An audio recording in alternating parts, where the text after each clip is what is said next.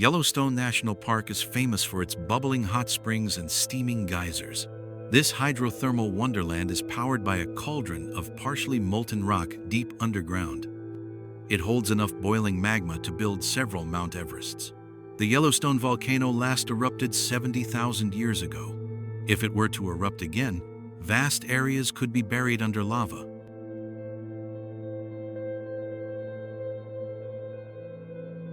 Most leading scientists say that's unlikely, at least for the next few thousand years. But there's another serious danger lurking, one that's more sudden and dangerous than lava. To understand its destructive power, it's helpful to remember what happened a decade ago on Japan's Mount Ontake.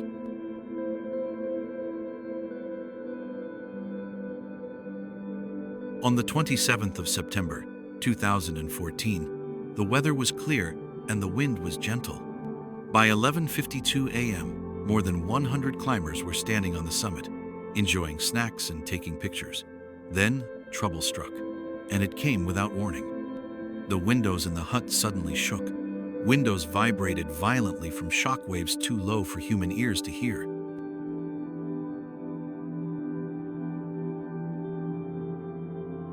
Then a huge gray cloud billowed from the southwest slope of the mountain. It swept over the summit, blinding people in a swirl of dust.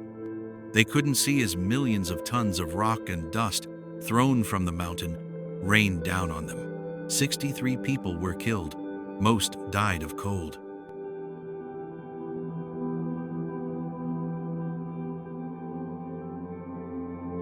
The groundwater suddenly heated, probably from volcanic gases or magma rising from below. The air boiled into steam almost instantly. As this happened, the air expanded hundreds of times its original volume. The air ripped through the mountainside, sending rocks flying into the air.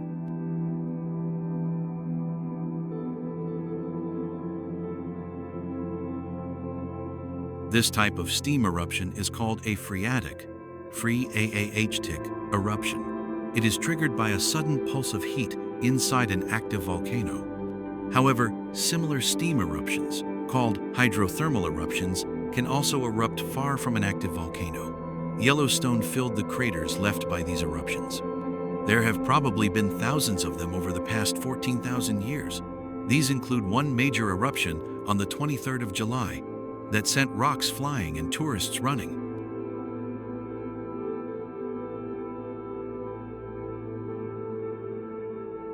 In the past century, there have been only small ones, says Paul Bedrosian.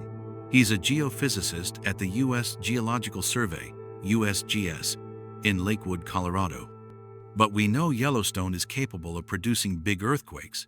He says much bigger than the Ontake quake.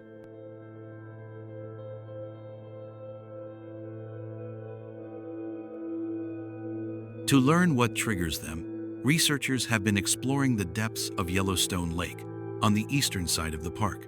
Hundreds of hot vents dot the lake's floor. The lakebed is also home to some of the world's largest hydrothermal vents, and on the lakebed is a hard, brittle dome that could one day explode.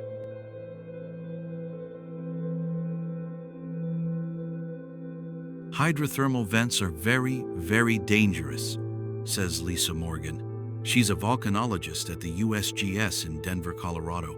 For 25 years, she's been studying Yellowstone's biggest eruptions. And others say, it's very possible right now. Scientists have been studying Yellowstone's hot springs and geysers since the late 1800s. But it wasn't until 1966 that they realized the site was once the site of a major steam explosion.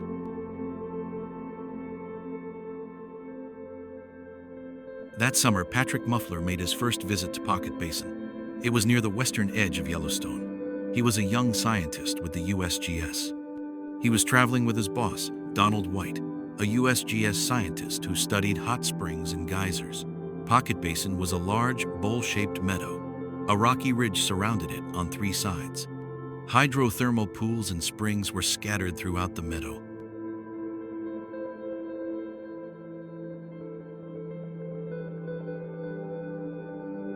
They scented the air with the sour smell of hydrochloric acid.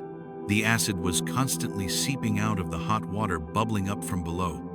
As the two scientists explored the area, White saw something he had seen before.